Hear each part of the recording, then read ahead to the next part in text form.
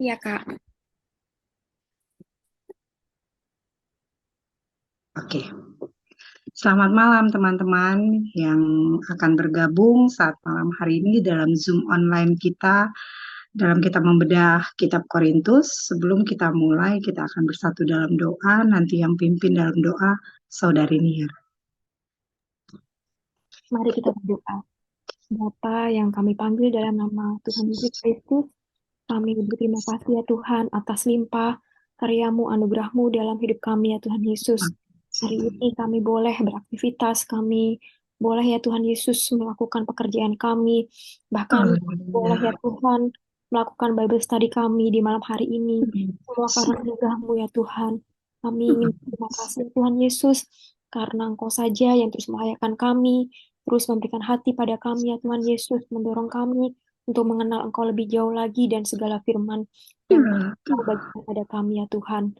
Ya Tuhan, sebentar kami mau belajar ya Tuhan Yesus kebenaran firman-Mu. Tuhan, sebelum kami mendengarkan apa yang menjadi isi hati-Mu ya Tuhan, kiranya Tuhan saja yang persiapkan hati kami. Tuhan saja yang melimpahkan roh-Mu dalam hati kami Tuhan Yesus. Kiranya setiap hati kami yang mungkin keras ya Tuhan, menjadi tanah hati yang subur, yang lembut ya Tuhan Yesus, yang mau menerima firman-Mu ya Tuhan Yesus dengan sukacita ya Tuhan. Tuhan yang tolong, Tuhan yang terus ya Tuhan Yesus tanamkan, Tuhan yang terus tumbuhkan dalam diri kami ya Tuhan Yesus, keinginan untuk terus juga melakukan segala firman-Mu Tuhan. Apa yang telah kami pelajari, apa yang telah kami dengar ya Tuhan, boleh terus ya Tuhan berbuah dalam hidup kami, boleh terus ya Tuhan menjadi nyata dalam hidup kami. Tuhan, kami juga berdoa, Tuhan yang tuntun Bung Semi malam hari ini ya Tuhan Yesus, dalam setiap perkataan, dalam setiap statement ya Tuhan. Tuhan, semua itu boleh memberkati kami ya Tuhan Yesus. Boleh menerima jawaban dari setiap pertanyaan hidup kami. Kami boleh ya Tuhan Yesus menerima terang dari setiap hal-hal yang mungkin kami tidak mengerti ya Tuhan. Terima kasih ya Bapak. Hari ini teman-teman kami juga mau ya Tuhan belajar Bible study di malam hari ini dan seterusnya Tuhan. Kami percaya Tuhan Yesus, Engkau terus bekerja di hati anakmu ya Tuhan Yesus, untuk terus membawa mereka ya Tuhan Yesus, untuk memahami, untuk lebih mencintai, untuk rindu, belajar lebih lagi firman Tuhan. Ya Tuhan, kami mendengarkan apa yang menjadi isi hatimu pada malam hari ini dan berserah padamu hanya dalam nama Tuhan Yesus Kristus. Haleluya. Amin. Makasih Niar. Selamat malam semuanya. Kita akan membaca 1 Korintus 14 ayat 1 sampai 5. Kejarlah kasih itu dan usahakanlah dirimu memperoleh karunia-karunia roh, terutama karunia untuk bernubuat. Siapa yang berkata-kata dengan bahasa roh tidak berkata-kata kepada manusia, tetapi kepada Allah, sebab tidak ada seorang pun yang mengerti bahasanya. Oleh roh ia mengucapkan hal-hal yang rahasia. Tetapi siapa yang bernubuat, ia berkata-kata kepada manusia, ia membangun, menasehati, dan menghibur. Siapa yang berkata-kata dengan bahasa roh, ia membangun dirinya sendiri, tetapi siapa yang bernubuat, ia membangun jemaat. Aku suka supaya kamu semua berkata-kata dengan bahasa roh, tetapi lebih daripada itu, supaya kamu bernubuat, sebab orang yang bernubuat lebih berharga daripada orang yang berkata-kata dengan bahasa roh, kecuali kalau orang itu juga menafsirkannya sehingga jemaat dapat dibangun. Puji Tuhan.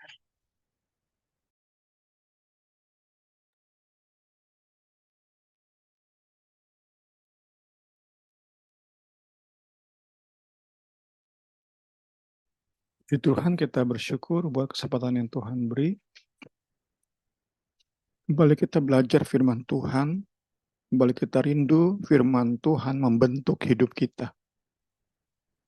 Yang kita pelajari mungkin berupa pengulangan, sesuatu yang sudah pernah kita dengar, tetapi kita percaya dalam pertolongan Roh Kudus, oleh karya Roh Kudus, kita rindu ada hal-hal baru yang Tuhan beri saat kita belajar malam hari ini. Ini tentu menjadi impian kita, doa kita sama-sama, harapan kita sama-sama. Setiap orang yang dengan tulus belajar, dalami kebenaran firman, tentu kita punya kerinduan firman Tuhan terus mengubahkan hidup kita.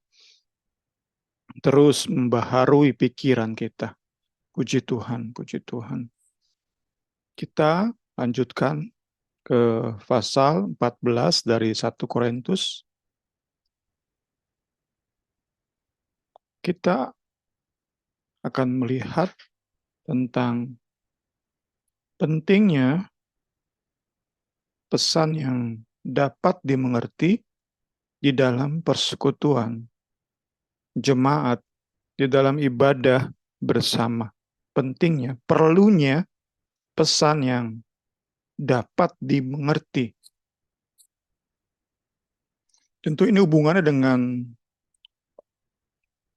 otak, IQ, yang Tuhan beri kepada setiap umatnya. Tuhan ada saat-saat melewati pikiran kita, bypass.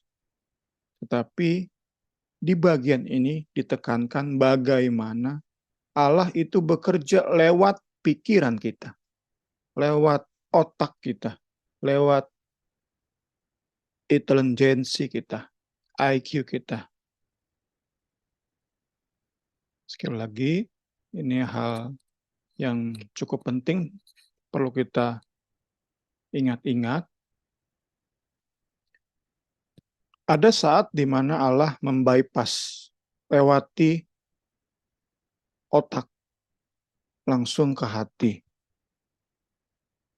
Tetapi di bagian malam hari ini, kita diingatkan, sama-sama kita belajar, bahwa Allah juga ada saatnya memakai pikiran kita sebelum apa yang Ia mau itu masuk ke hati kita, menguasai bagian terdalam di hidup kita. Nggak di-bypass pikiran kita, tetapi digunakan pikiran kita ini untuk menjangkau bagian terdalam di hidup kita. Itu yang kita mau belajar.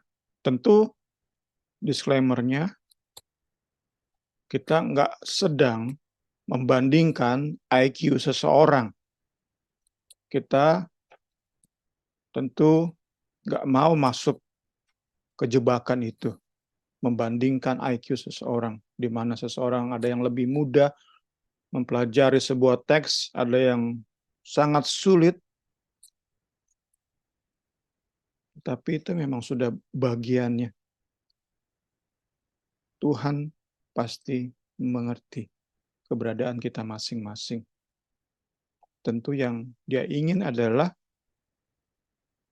semangat kita belajar, kerelaan kita dibentuk oleh pesan yang dimengerti. Nah,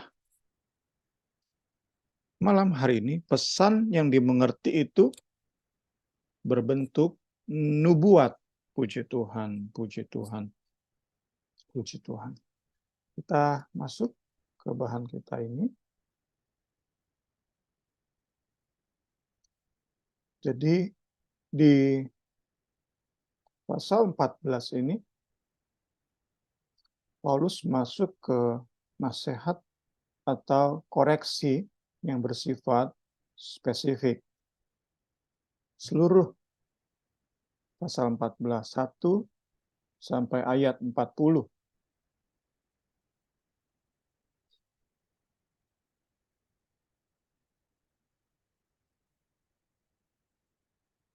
Dibagi menjadi dua. Malam hari ini kita baru di awal dari bagian pertama. Dibagi menjadi dua sekali lagi, 1 sampai 25, 26 sampai 40.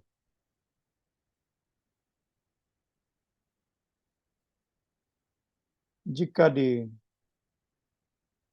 kalau gambarannya, jika di pasal 12 itu bait atau verse sebuah lagu, maka pasal 14 ini ref atau chorusnya, dengan pasal 13 sebagai interlude atau bridge-nya kita sering sebut.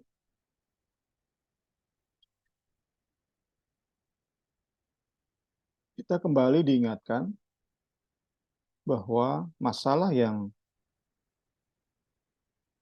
menjadi concern dari Paulus dari penulisannya di ayat atau di pasal 12 sampai 14, concern Paulus, kepedulian Paulus adalah terkait masalah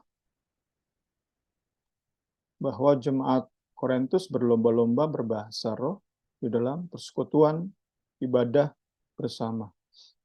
Didorong oleh pengertian bahwa bahasa roh menunjukkan tingginya tingkat rohani seseorang.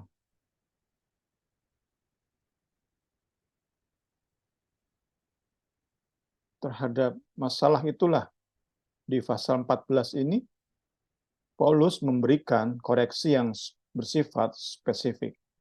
Sebelum masuk ke 14, kita sudah lihat pasal 12, Paulus mendasari koreksi spesifiknya dengan argumen keragaman.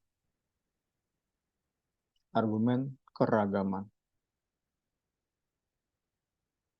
Bahwa, kita sudah belajar di pasal 12, bahwa bahasa roh hanya merupakan salah satu bentuk dari banyaknya manifestasi ajaib yang Roh Kudus karuniakan. Itu pasal 12. Masuk ke pasal 13, Paulus memberi argumen tentang kasih. Yaitu bahwa tingginya kerohanian seseorang itu lebih ditentukan apakah hidup seseorang dikuasai kasih atau tidak. Itu yang Paulus jelaskan di pasal 13. Nah, di pasal 14 ini, Paulus seperti menggabungkan keduanya. Tentang keragaman karunia roh dan tentang kasih digabungkan. Yaitu bahwa di dalam pertemuan ibadah bersama, kasih ini diwujudkan dalam bentuk karunia nubuat.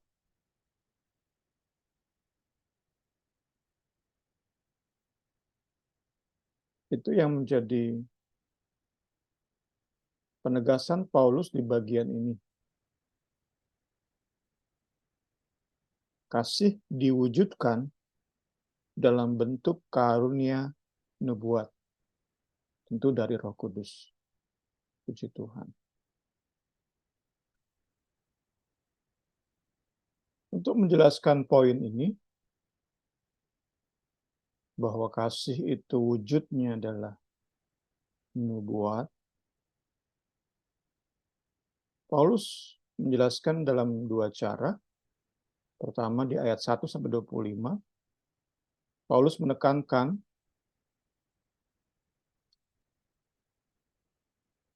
pentingnya kata-kata atau pesan yang dapat dimengerti dalam pertemuan jemaat. Pesan yang nyampe ke otak kita.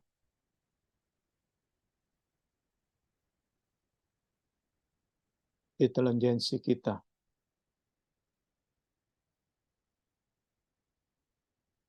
Nanti kedua di ayat 26 sampai 40, Paulus akan memberikan arahan untuk tertib di dalam persekutuan ibadah bersama.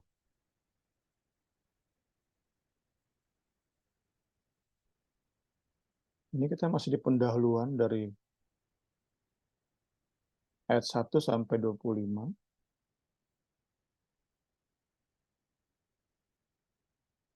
Di bagian pertama ayat 1 sampai 25, di mana Paulus menekankan pentingnya pesan itu bisa dimengerti, Paulus juga membagi dua.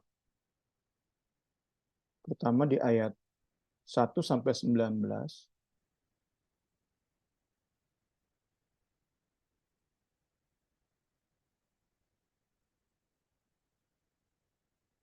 pentingnya pesan yang dapat dimengerti bagi kerinduan membangun sesama jemaat. Itu dari ayat 1 sampai 19.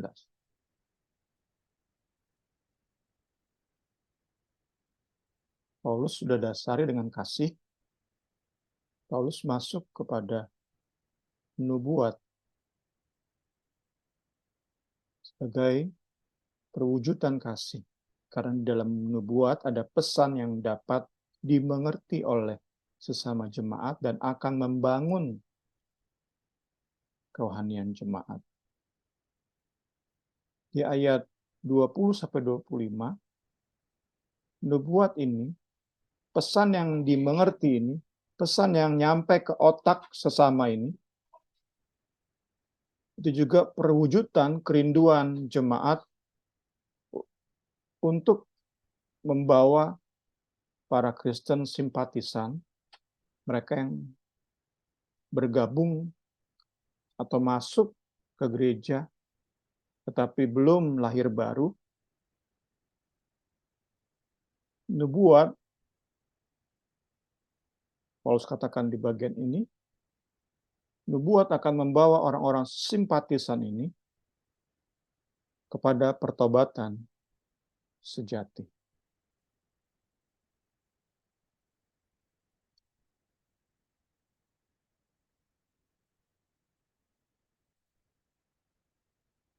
Tentu bagian-bagian ini mengingatkan kita tentang perlunya di hati ini terus bertumbuh kerinduan terhadap karunia nubuat. Karena nubuat itu bagi sesama jemaat, bagi sesama orang Kristen yang sudah lahir baru, itu kita bisa saling membangun. Nubuat juga terhadap para simpatisan yang masuk ke gereja tetapi belum lahir baru. Bagi mereka ini, nubuat bisa menjadi cara Tuhan untuk membawa mereka kepada pertobatan sejati.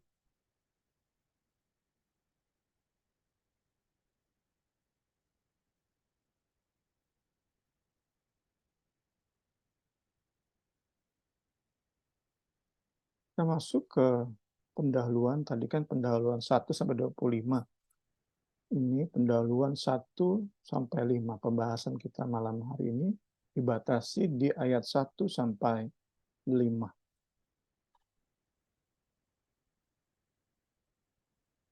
Yang menjadi permasalahan di sini, the concern is,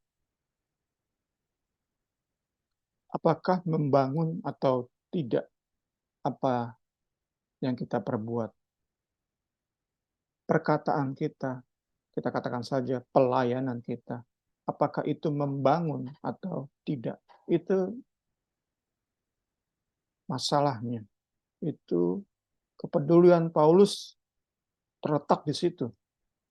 Apakah yang kita lakukan itu bangun sesama atau enggak?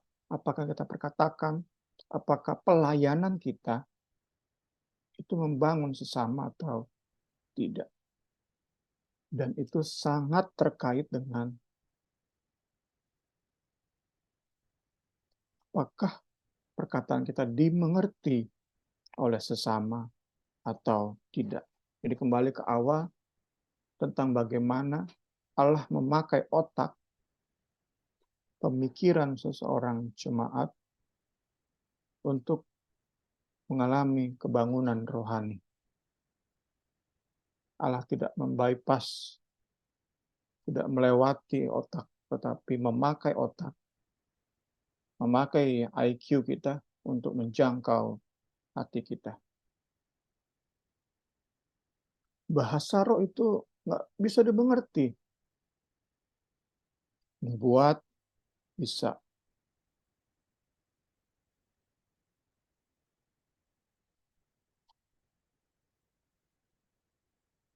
Sama-sama berasal dari Roh Kudus. Bukan berarti bahasa roh bukan berasal dari Roh Kudus. Untuk kita mengacu kepada yang sedang kita bahas. Bukan bahasa roh yang dibuat-buat zaman sekarang. Bukan bahasa roh yang dijadikan salah satu mata pelajaran di sekolah-sekolah orientasi pelayanan. Bukan. Bukan itu yang kita sedang bicarakan. Yang kita bicarakan adalah bahasa yang memang Roh Kudus berikan. Bahasa roh, bahasa lidah. Nah, itu nggak dimengerti oleh sesama.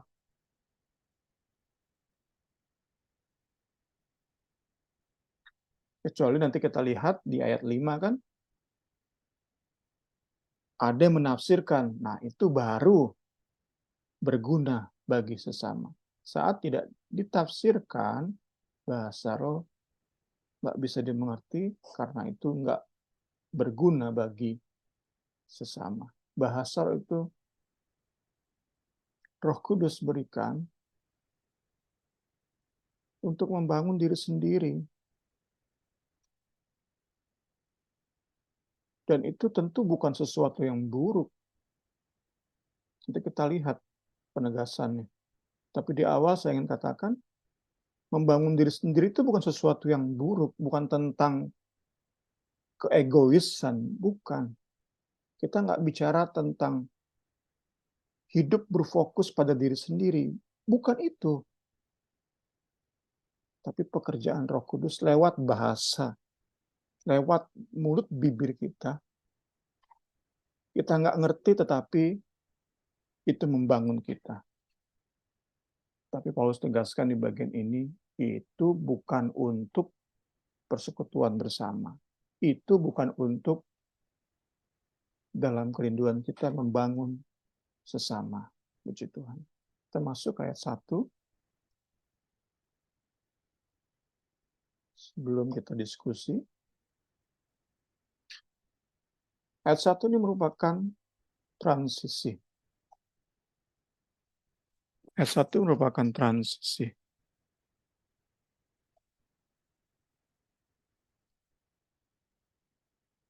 Dari pasal 13. Perpindahan dari pasal 13 tentang kasih kepada di pasal 14 ini perbandingan antara nubuat dan bahasa roh.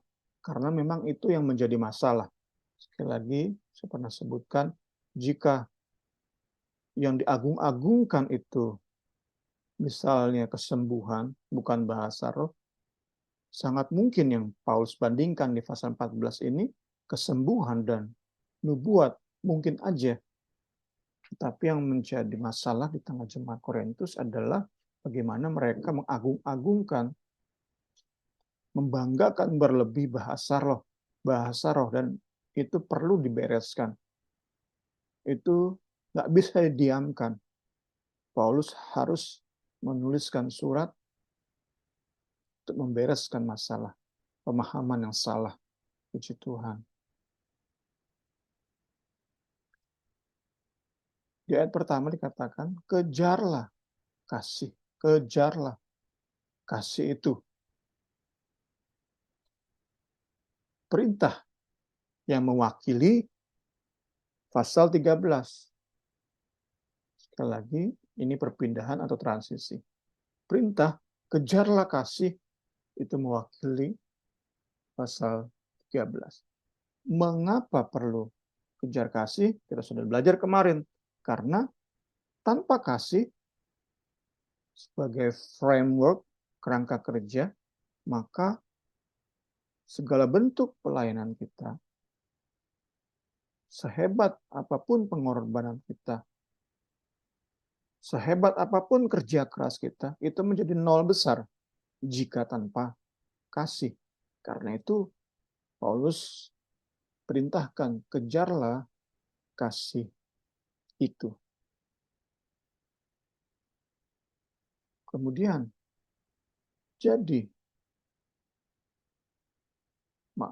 dan usahakanlah dirimu memperoleh karunia roh, terutama karunia untuk bernubuat. Ini bisa kita hubungkan dengan pasal 12. Jadi ini awal pasal 14 tetapi berkaitan dengan akhir dari pasal 12. Kita lihat ayatnya.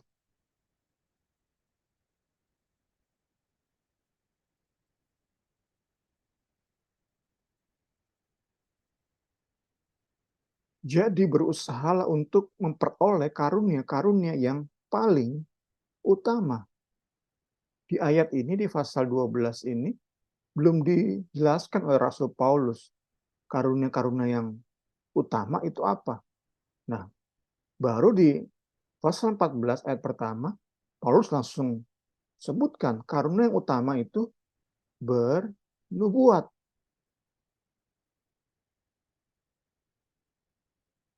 Itu yang kita dapat di awal pasal 14 ini. Karunia yang lebih utama, bahkan kalau kita gunakan bahasa LAI, karunia yang paling utama itu adalah nubuat. Mesti kita sudah belajar kemarin. Kategori karunia-karunia itu beda dengan kategori iman, pengharapan, dan kasih. Dalam bahasan kita malam hari ini, karunia-karunia, kategori karunia yang utama adalah nubuat. Puji Tuhan, karena nubuat ini sangat bermanfaat dalam membangun jemaat, di mana perkataan atau pesan yang Roh Kudus berikan lewat mulut kita itu sungguh berdampak bagi pertumbuhan iman jemaat, iman sesama.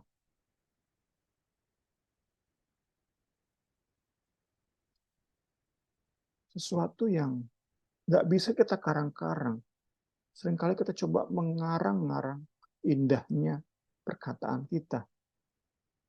Tapi yang sedang kita renungkan malam hari ini bukan soal indahnya kata-kata kita. Bukan. Tetapi bagaimana lewat mulut kita Roh Kudus berikan ucapan-ucapan yang didengar sampai ke otak, ke hati sesama, itu benar-benar berdampak luar biasa bagi iman, pengharapan, dan kasih mereka. Begitu luar biasa. Sehingga dapat dipastikan gereja yang punya nubuat di dalamnya pasti bertumbuh. Jemaat-jemaatnya pasti menjadi saksi karena bertumbuh dalam iman, pengharapan, dan kasih.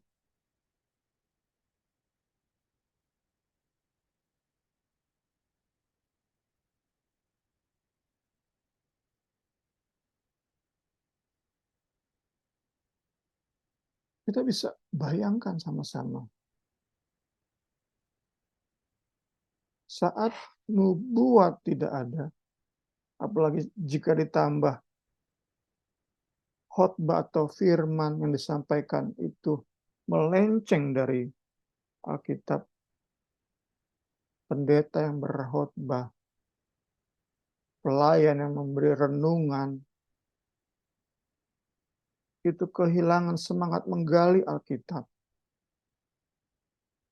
Sehingga yang disampaikan itu hanya kata-kata motivasi, hanya kulitnya dari Alkitab. Terus ditambah lagi tadi kan, nggak ada nubuat.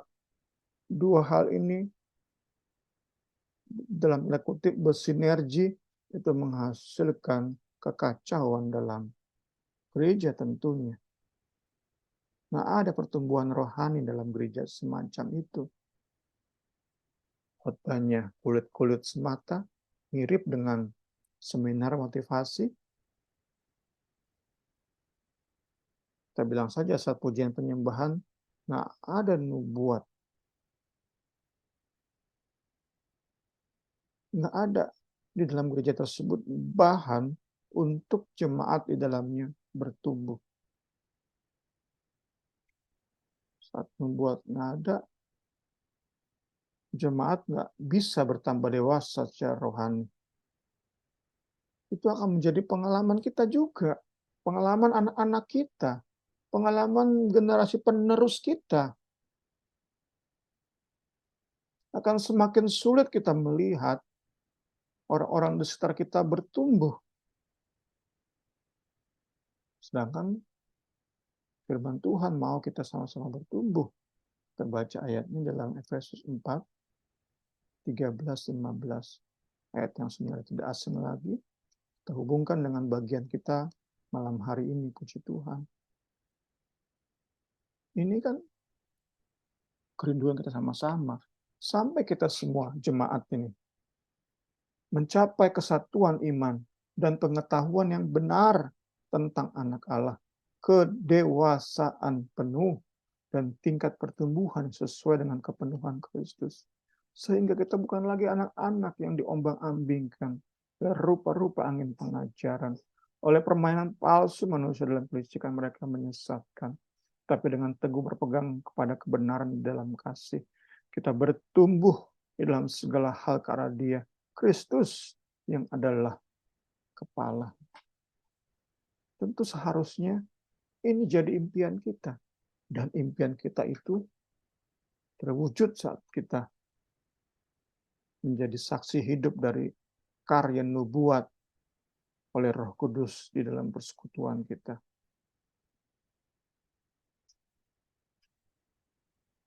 Tanpa nubuat, kita bisa katakan untuk mempertegas poin kita di bagian ini, tanpa nubuat, sesuai dengan ayat ini, maka saat ada ajaran sesat, kita amat sangat mudah terpengaruh.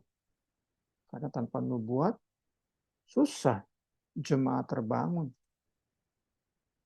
Sulit jemaat terbangun. Itu kita rindu sampai kondisi ideal. Kita kejar sama-sama.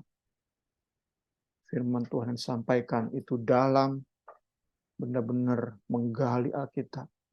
Kemudian ditambah oleh nubuat. Wah, itu pertumbuhan jemaat di sebuah gereja pasti luar biasa. Saat ada ajaran palsu masuk, coba diajarkan, mereka segera mampu mengenali untuk kemudian menolak ajaran palsu tersebut. Karena mereka bertumbuh, terbangun rohaniannya. Kemudian dengan ayat ini juga kita bisa katakan, saat dunia menawarkan keindahan-keindahan yang membuat seseorang pangling terhadap kemilau indah dunia. Tapi karena jemaat dilengkapi oleh firman dan nubuat, mereka nggak tergoda. Mereka tetap terkagum-kagum sama keindahan Kristus dan salibnya. Itu impian kita sama-sama. Saat ditawarkan, jemaat ditawarkan, misalnya di kantor, gaji yang tinggi, tetapi berpindah agama. Saat di kantor ditawarkan oleh korupsi. Bagi banyak orang ini begitu indah, begitu menggiurkan tawaran. Tetapi karena sudah bertumbuh oleh firman dan nubuat, mereka nggak tergoda. Tetap Kristus yang paling indah. Mereka berkata dalam hati jemaat-jemaat yang bertumbuh ini, seindah apapun tawaran dunia, Tuhan Yesus tetap paling indah, tetap paling mempesona, tetap paling mengagumkan. Itu kan sama-sama kiranya itu menjadi kenyataan di dalam hidup kita. Puji Tuhan. Kita diskusi dulu sebelum kita lanjutkan. Puji Tuhan.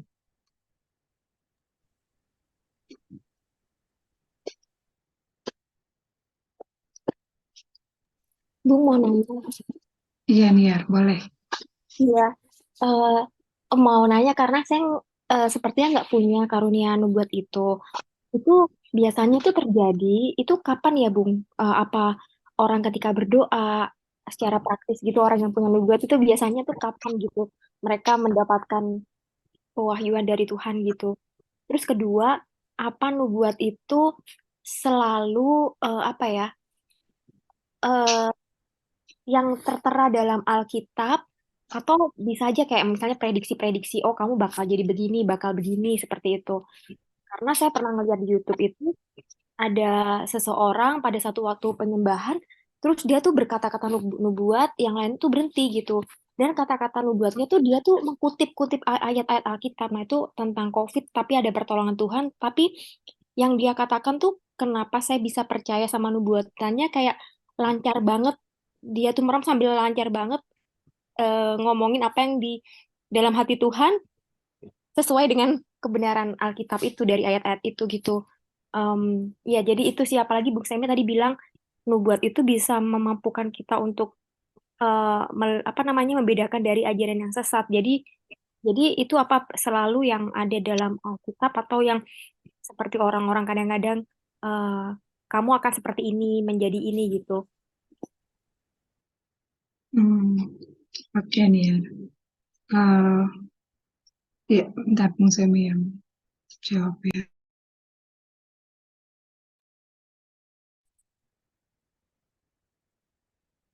Kalau sejauh saya belajar sih kedua-duanya dimungkinkan. Meskipun di bagian kita, pelajaran malam hari ini itu lebih kepada kata-kata yang membangun, tapi tidak menutup kemungkinan untuk di dalamnya ada kandungan ramalan atau menyampaikan apa yang akan terjadi. Karena itu pun ada di Alkitab ya, khususnya saat kita belajar kisah para rasul, kemudian di perjanjian lama, para nabi, itu juga termasuk dalam nubuat. Sedangkan mengenai gimana caranya, itu terus terang saya pun masih belum bisa jawab ya. Kalau pernah ikuti ibadah, ada seorang ibu bernubuat, kita semua diam, setengah pujian penyembahan yang begitu kusyuk. Kemudian ada seorang ibu yang berkata-kata dan kita semua diam. Saya perhatikan hanya satu kalimat, dua kalimat lebih merupakan penghiburan atau peneguhan. Itu yang pernah saya ikuti di dalamnya. Sedangkan mengenai hal-hal lain belum saya ketahui, tetapi yang tentunya menjadi impian kita, yang menjadi bahasan kita malam hari ini, bagaimana kita rindu, bagaimana kita berhasrat, itu yang lebih menjadi impian kita. Itu yang terus dan terus diulang-ulang, khususnya tentu di persekutuan doa Injil, di dalam Bible Study bedah buku kita ini, diulang-ulang, diulang-ulang. Karena saya dapati saat kita dalami bagian ini, kemudian kita sungguh-sungguh mengharapkan perkara-perkara besar dari Tuhan, itu benar-benar membawa kita lebih lagi fokus pada Kristus, fokus pada Roh Kudus. Itu yang saya dapati. Saat diulang-ulang, diajak. Saat saya mengajak juga. Meskipun belum kita nikmati itu, tetapi hati ini, jadi pengalaman saya pribadi, hati ini lebih fokus gitu. Mengharapkan perkara-perkara besar dari Tuhan. Sehingga tentu saat kita bisa lebih fokus pada sesuatu, yang lain-lain yang kurang penting itu bisa semakin nggak kita perhatikan hiburan-hiburan dunia, kesenangan dunia, dosa, kenikmatan dosa itu akan semakin nggak kita perhatikan. Karena kita semakin diajak fokus, pengen banget, pengen banget. Sedangkan mengenai Roh Kudus memberikan kita nubuat, itu tentu hak beliau, hak Roh Kudus.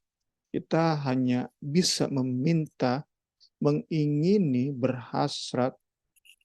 Tentu sekali lagi ya, tentu kita bukan sedang ngomong besar, kita bilang berhasrat, tetapi kita nggak punya fokus. Kita sama aja hidupnya nggak berubah. Saat kita bisa semakin fokus terhadap Roh Kudus, mengharapkan Roh Kudus bekerja lewat hidup kita melalui nubuat, tentu kita akan semakin nggak perhatikan hal-hal yang lain. Itu yang saya dapati. Karena itu saya pribadi saat mungkin ditanya, ngajarin tentang nubuat, tapi kok nggak pernah nubuat? Saya hanya bisa jawab, ya ini yang Alkitab katakan lewat Rasul Paulus, dan saya rasakan, saya nikmati ada sesuatu yang berdampak saat saya benar-benar coba menghidupi ayat ini. Kejarlah kasih, usahakanlah dirimu memperoleh karunia-karunia rohani. Itu berdampak dalam hidup saya pribadi. Tentu kerinduan saya, saat ayat ini diulang-ulang, itu membawa juga jemaat-jemaat, orang-orang yang saya bisa pengaruhi, untuk juga semakin fokus hidupnya, pikirannya kepada perkara-perkara rohani, perkara-perkara yang Tuhan sediakan.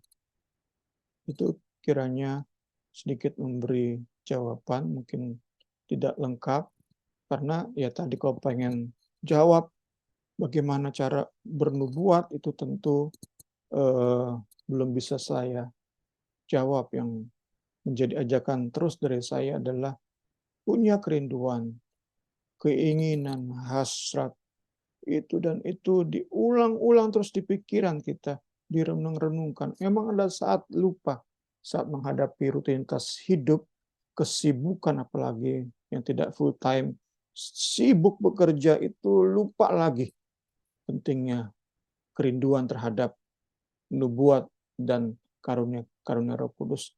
Terlupa lagi, tetapi saat diingatkan lagi, ingat lagi,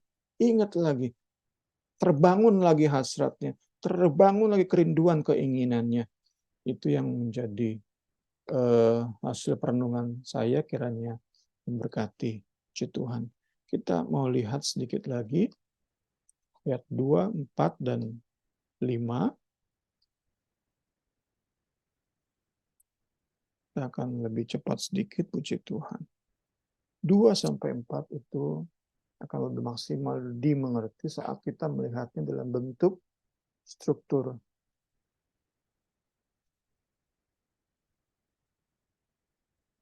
Ayat 2-3 itu kontras antara bahasa roh dalam hal ditujukan kepada siapa,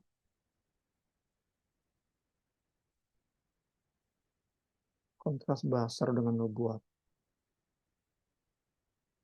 Itu ditandai dengan huruf tebal. Kemudian kegunaan yang mendasarnya apa? Itu ditandai oleh huruf miring, italik. Ayat 4, kontras bahasa roh nubuat itu tentang siapa yang dibangun.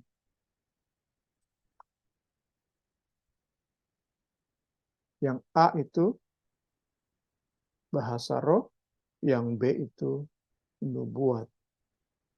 Sekali lagi, yang A bahasa roh, yang B nubuat.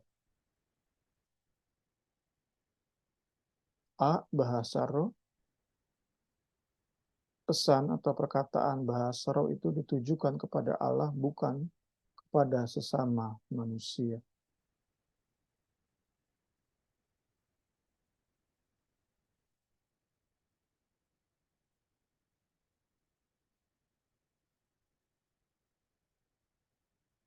Kita bilang aja nih A1 ya.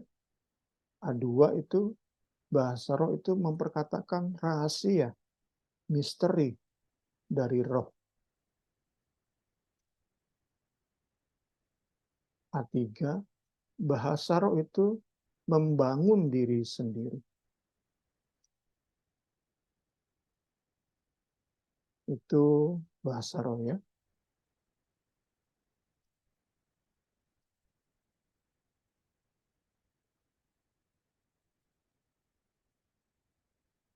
Sekarang nubuat.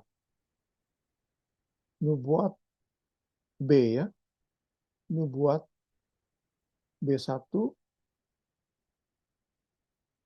pesan ditujukan kepada sesama manusia, sesama jemaat. B2, nubuat itu memperkatakan ucapan yang membangun, dorong dalam kasih, dan menghiburkan. Ketiga,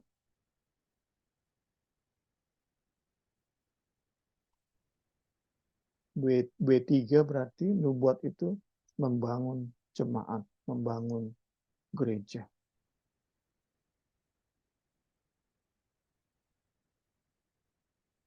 Ya, dengan perbandingan ini, kita langsung dapat simpulkan bahwa Paulus meski berusaha meredakan semangat kebablasan jemaat Korintus dalam berbahasa roh,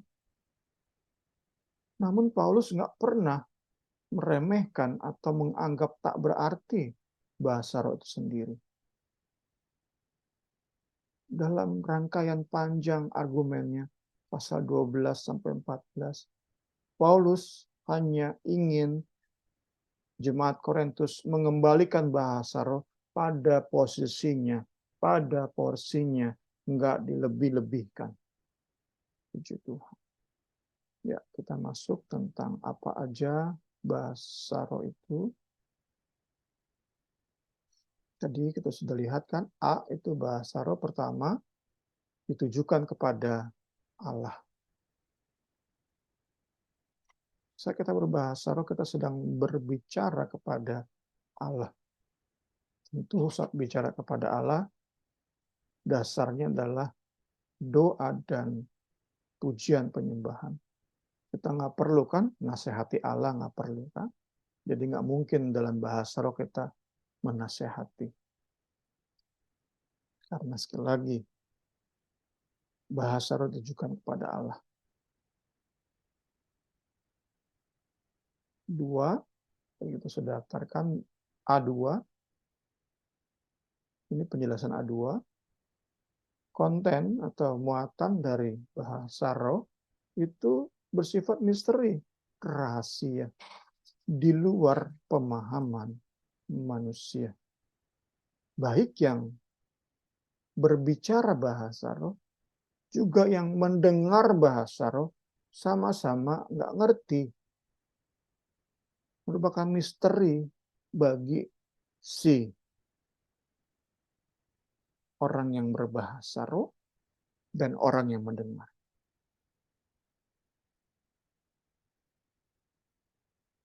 Di luar pemahaman manusia. Karena itu dikatakan itu melewati, bypass otak kita. B3 tadi kan dikatakan B3 itu membangun diri sendiri. B3 itu membangun diri sendiri. Maaf, A3, maaf. Bahasa roh A3. A3. Bahasa roh itu membangun diri sendiri. Nah, katakan di sini, jelaskan di sini bahwa meskipun si orang yang berbahasa roh ini nggak mengerti apa yang ia katakan, tetapi apa yang ia katakan itu membangun dirinya sendiri. Jadi meski nggak mengerti, nggak pakai otak, kita katakan saja nggak pakai otak, tetapi itu bisa membangun. Nah, dikatakan itu membypass pikiran manusia. Meskipun nggak kita mengerti bahasa yang kita ucapkan dalam berbahasa roh, tetapi kita dibangunkan, dikuatkan, diteguhkan. Puji Tuhan. Masuk ke B, nubuat. Nubuat itu pertama tujukan kepada sesama. Karena itulah sangat berguna, berdaya guna saat bernubuat di ibadah bersama. Puji Tuhan.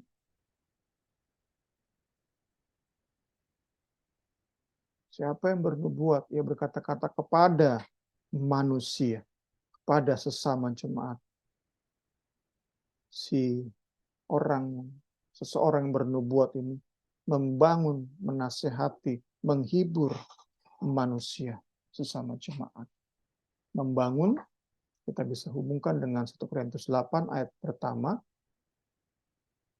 Dikatakan di sana bahwa kasih itu membangun.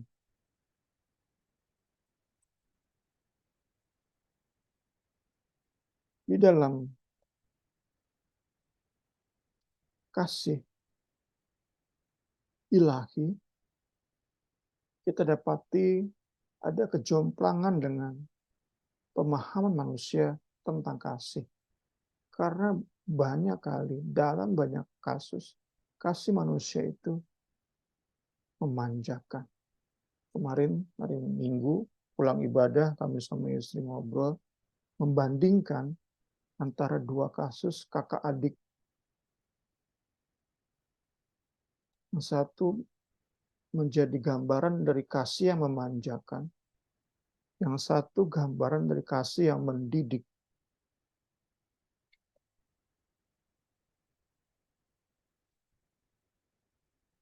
Kasih Allah itu membangun, mendidik. Kakak adik yang pertama, contoh dari kasih yang memanjakan, kita bilang aja kasih manusia seperti ini. Banyak kasus dalam banyak hal, kasih manusia seperti ini. Si kakak menopang hidup adiknya. Padahal adik ini terus-menerus buat masalah.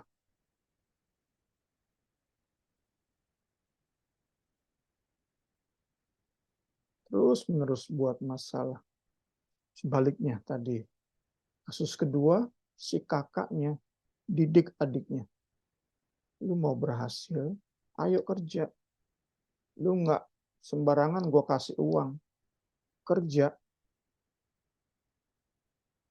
Mau motor, gue bayarin dulu. Tetapi lu kerja sama gue. Dengan lu kerja, lu nyicil motor. Sekarang udah lunas. Punya motor si adik. Dididik untuk bertanggung jawab. Sedangkan yang tadi, kasih yang memanjakan ini, sampai sekarang terus menjadi benalu terhadap sang kakak.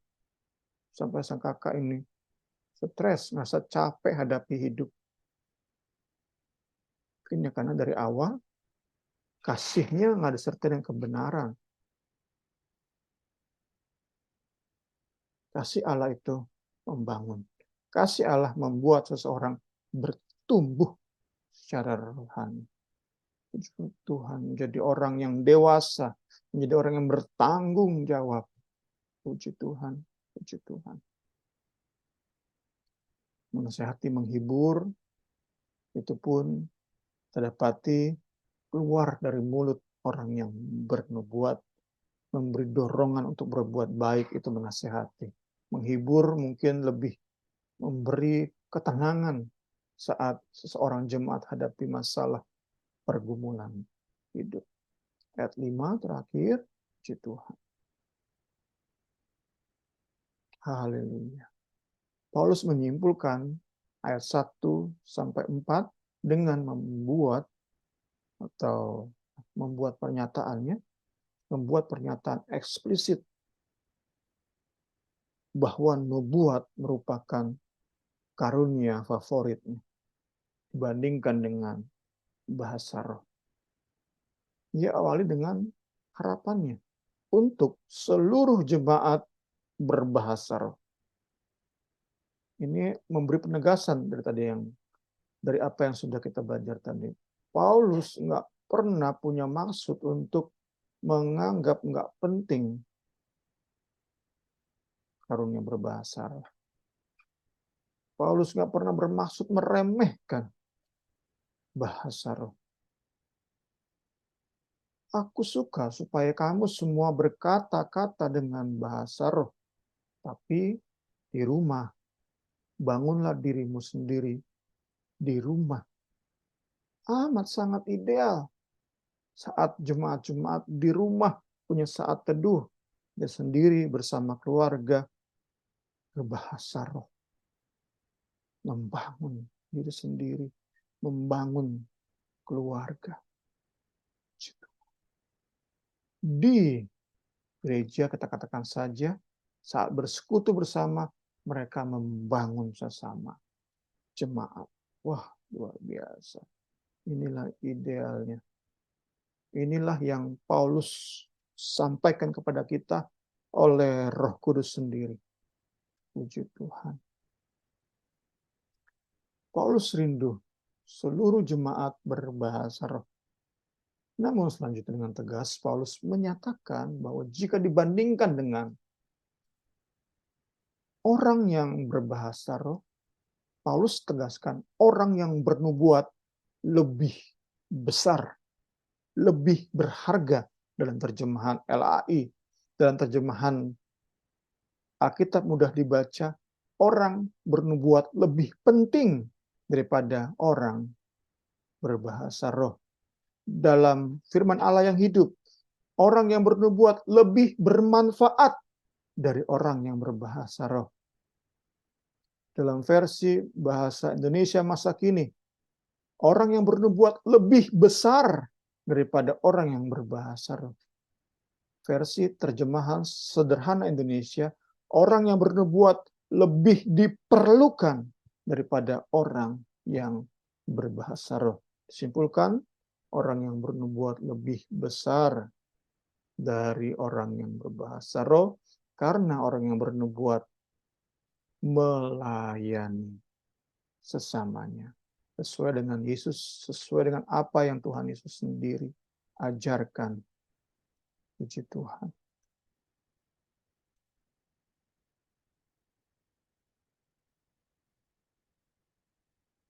Tidaklah demikian di antara kamu. Barang siapa ingin menjadi besar di antara kamu, hendaklah ia menjadi pelayanmu. Dan barang siapa ingin menjadi terkemuka di antara kamu, hendaklah ia menjadi hamba untuk semua. Banyak cara kita melayani sesama. Banyak cara kita menghambakan diri untuk kepentingan orang lain. Terlalu banyak cara. Yang penting tentu sikap hati kita. Namun bahasan kita malam hari ini tegaskan bahwa saat kita impi-impikan nubuat, minta ngemis sama Tuhan, sama Roh Kudus. Roh Kudus beri aku nubuat. Itu semata-mata karena kita ingin melayani, ingin melihat sesama jemaat bertumbuh rohaninya. Ingin banget generasi penerus kita bertumbuh maksimal rohaninya. Nggak mudah digoda oleh tawaran-tawaran dunia. Nggak mudah tenggelam dalam kenikmatan dosa. Nggak mudah mereka bertumbuh secara sehat. Karena itulah kita impi-impikan nubuat. Kita harap-harapkan. Kita semakin fokus pada Roh Kudus, sehingga perkara-perkara lain semakin nggak kita perhatikan. Kiranya pembelajaran kita malam hari ini lebih lagi melengkapi kita. Sekali lagi lebih merupakan pengulangan khusus kita yang sudah sering dengar khotbah di Pendua Injil, pengulangan-pengulangan lagi, tapi saya percaya, sungguh percaya, saat kita terima dengan rela hati, terbuka hati, ada hal-hal baru Tuhan beri saat malam hari ini juga, saat teman-teman kita akan dengar di YouTube, ada jiwa-jiwa yang diberkati. Puji Tuhan, selamat malam. Mungkin ada waktu sebentar diskusi sama Ibu Rini. Mungkin ya ada yang mau ditanyakan lagi? Enggak sih Kak, nggak ada. Cuman mau terima kasih aja sama Bung Semi. Udah banyak diajarin tentang karunia nubuat sama sama bahasa roh ini sejak beberapa minggu lalu. Jadi mau bilang terima kasih aja gitu kan. Dulunya nggak ngerti sama sekali. Sekarang Iya, jadi berdoa untuk mengingini yang benar-benar dari Tuhan gitu. Kalau memang boleh gitu untuk membangun jemaat. Jadi apa ya luar biasa aja sih Bung karena sebelumnya memang ada orang yang jadi kalau boleh kesaksian tuh sebelumnya ada orang yang bernubuat sama saya terus beberapa hari kemudian ada pelajaran ini gitu. Jadi ya memang semua tuh harus diuji cuman cuman apa ya yang dulunya agak meremehkan sekarang enggak lagi gitu. Jadi nggak apa-apa sih untuk beberapa pelajaran yang memang penting pengulangan-pengulangan tuh nggak apa-apa sih karena memang penting gitu untuk orang. iya, untuk mengingatkan ya. Ya, heeh. Hmm. Ya, terima kasih. Sama, iya sama Niar. Karena ini juga gitu suka suka kalau orang yang bernubuat tuh sampai suka apa ya ini bener nggak ya gitu loh ini gitu. Tapi dari pengulangan-pengulangan firman Tuhan yang kita dengar, kita makin ngerti gitu loh. Bisa membedakan yang mana benar-benar dari Tuhan gitu. Terus juga baru ngerti ternyata kalau kita berbahasa roh tuh ternyata buat memang benar sih kalau orang berbahasa roh yang sampai heboh banget kita nggak ngerti, dia pun diri sendiri juga nggak ngerti ya sebenarnya ya. Begitupun kita jadi benar-benar firman Tuhan yang terus walaupun diulang karena kita di Persekutuan Doa Injil ini merasa ada pengulangan-pengulangan tapi itu merasa terus ngingetin kita. Oke, makasih untuk pembelajaran malam ini. Kita akan tutup pembelajaran kita malam ini. Sebelum itu kita akan bersatu dalam doa. Mari kita berdoa. Terima kasih Tuhan Yesus atas kebaikan-Mu, atas kemurahan-Mu, melalui kebenaran firman-Mu Tuhan. Kami kembali diingatkan lagi Tuhan Yesus akan pentingnya Tuhan. Kami terus meminta Tuhan karunia nubuat dalam kehidupan kami. Kami rindu, kami boleh terus Tuhan Yesus boleh berdampak di tengah-tengah jemaat-Mu, berdampak dimanapun kami berada Tuhan. Kerinduan kami dalam persekutuan doa Injil Tuhan. Kami boleh Tuhan Yesus terus Tuhan Yesus menjadi berkat. Terima kasih Tuhan, terima kasih atas kebenaran firman-Mu yang terus mengingatkan kami Tuhan Yesus. Oh Tuhan, terpuji-pujilah Engkau, terpuji-pujilah Engkau. Biar kami dan teman-teman kami yang lain Tuhan boleh mempunyai kerinduan yang sama Tuhan, untuk kami terus memohon, meminta Tuhan karunia nubuat itu ada dalam kehidupan kami. Terima kasih Tuhan, terima kasih. Terpuji-pujilah Engkau ya Tuhan. Berkati terus hamba-Mu Tuhan, pakai terus hamba-Mu menjadi Tuhan Yesus Allah-Mu untuk memperkatakan kebenaran firman-Mu. Biar apa yang diperkatakan itu semua daripadamu dan boleh memberkati, membangun, mendidik Tuhan orang-orang yang mendengar Tuhan Yesus.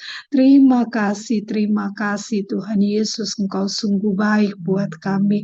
Kami juga bersyukur buat Niar yang terus ada Tuhan Yesus mendukung kami Tuhan.